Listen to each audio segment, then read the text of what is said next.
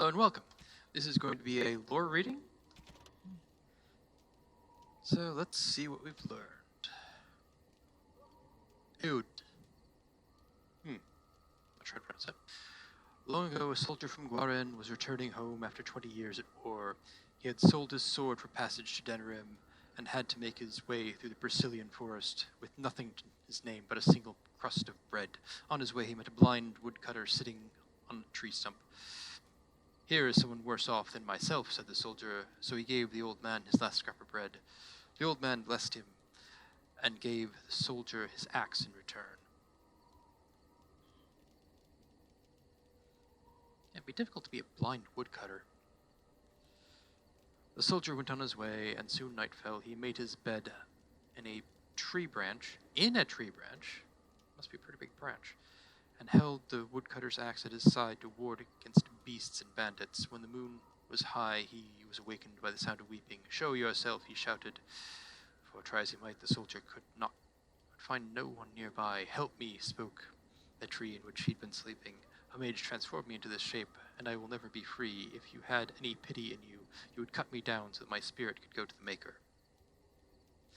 So the soldier took up his axe and struck the tree. The cuts bled like wounds, and soon hot blood covered the axe and burned the soldier's hands, but he held tightly to the axe and felled the tree. The tree shattered when it hit the ground, and from the splinters rose a demon who bowed to the soldier and vanished into the fade. So, my understanding of how possession works is that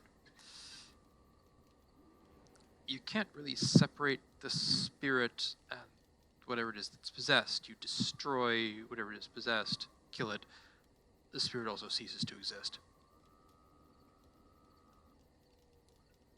The soldier was chilled to the bone and could not sleep. In the morning he found that the axe still burned like the blood of the Sylvan. Despite its heat, he could not get warm again. They say he ended his days in Dwarven cutting wood for his 7 fireplaces, shivering and cursing the spirits. He had 7 fireplaces? Why? Magister's shield. On the very day that the final stone was set into place in the Grand Cathedral Norlay, Archon Vesperian was assassinated. For 3 days, every Magister Lord of the Imperium lived behind a wall of armored guards. When his successor, Hadarius, was finally named Archon, the first enchanter of the Circle of Minrathis presented him with a gift, a silvery, unadorned chain made of pure lyrium. Enchantments had been worked into the links of the chain so that donning the necklace was like holding up a shield. Blows struck at the wearer glanced harmlessly away. Unfortunately, Hadarius found that the shield did not protect him against poison nearly so well. Yeah, that's kind of a thing. You usually think of assassins as being people who wield weapons, like sneak up and wield a weapon on you. But they could also, just poison you.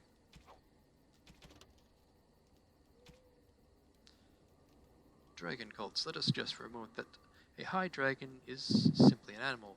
A cunning animal, to be sure, but in possession of no true self-awareness or sentience. There has not, after all, been a single recorded case of a dragon attempting communication or performing any act that could not be likewise attributed to a clever beast. Then how does one explain the existence of so-called dragon cults throughout history? One dragon cult might be explainable, especially in light of the reverence of the old gods of the ancient Imperium. In the wake of the First Blight, many desperate imperial citizens turned to the worship of real dragons to replace the old gods who had failed them. A dragon was, after all, a god figure that they could see.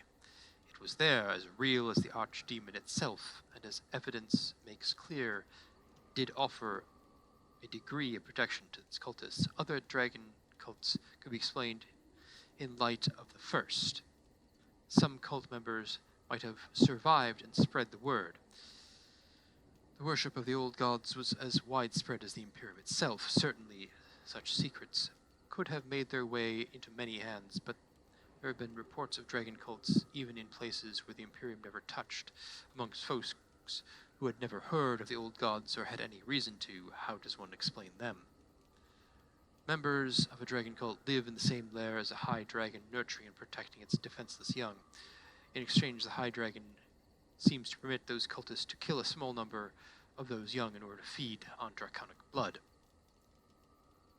That blood is said to have a number of strange long-term effects, including bestowing greater strength and endurance, as well as increased desire to kill.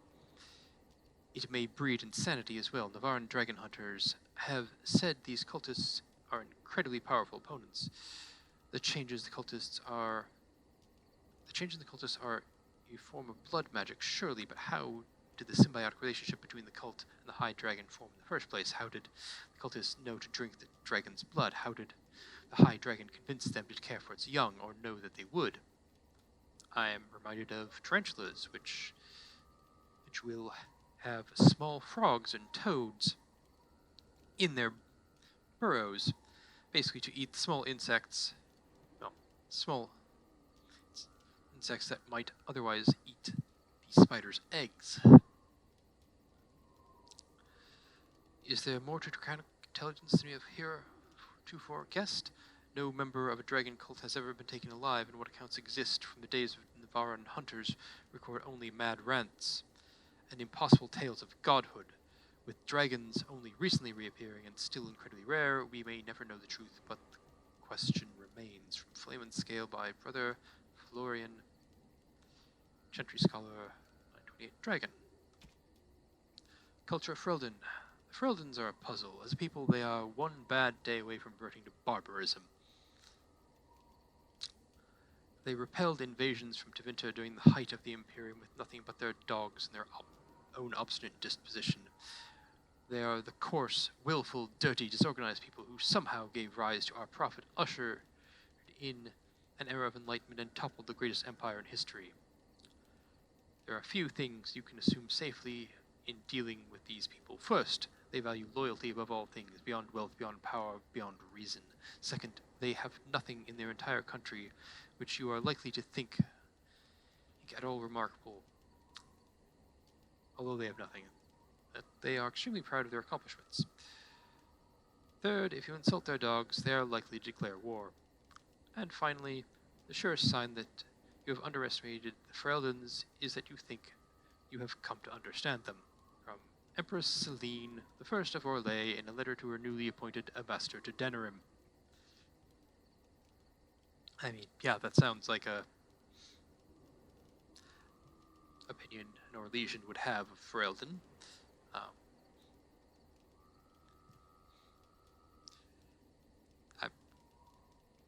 You will notice that the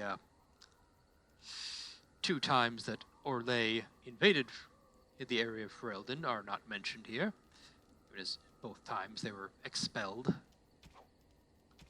Characters. Liliana.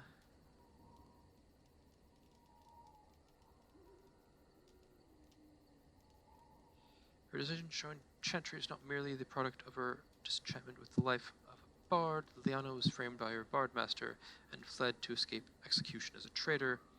Liliana takes care to honor the Lutheran cloister that took her in and keeps symbols of Andraste's blessing close to her heart.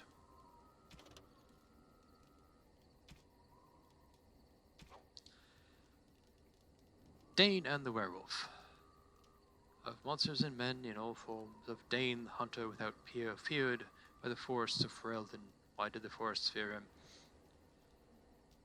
Who one autumn morn spied a heart of pure white in beam of warmest sun, a prize for the huntsman's spear. Through the greenwood they ran, hart and hunter, bringing the stag to spear at last in long-forgotten grove, heedless that the chase had waked hunger in the golden wood. A werewolf, a creature with mind of man, lured by the hunt and come forth to lay claim to the heart as a rightful tribute, drawn by the scent of cooling blood. In the silence the 2 hunters held, Dane spear-armed against the wolf with all his brood, who knew with sinking heart he was lost, steeled for the winding roads of the Fade. Then the beast spoke, human-like in voice. You have taken this stag from my woods and my pack, but nothing comes without a cost. The wolf pack circled ever closer, and he who felled boars and bears with his broad blade knew fear. They spoke his name in roars like gravestones offering a beast's bargain. Die here, huntsman, alone and forgotten, or take my place amongst the wolves, as I take your place amongst man. Thus a bargain was struck, and Dane the wolf served. And Dane the wolf pack served in wolfen form, and the werewolf to his family sped as Dane. In 1 year and a day all told, but some things cannot be. You repent, some coinage cannot be unspent. When hearts are wagered, a fissure rent. From the saga of Dane and the werewolf, as recorded by minstrel Ukam, 485 black. Notes.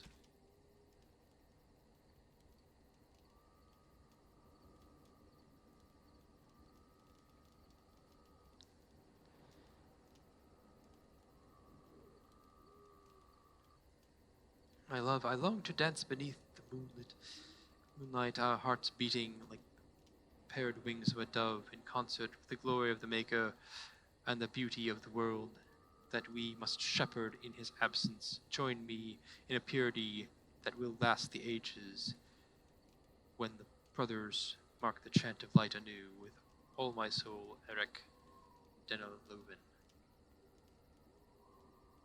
Scribbled with the delicate hand, Otter's pocket. He's earned it tonight. And that's it for this lore reading. I hope you enjoyed. Do any relevant things with YouTube's buttons, and have a nice day.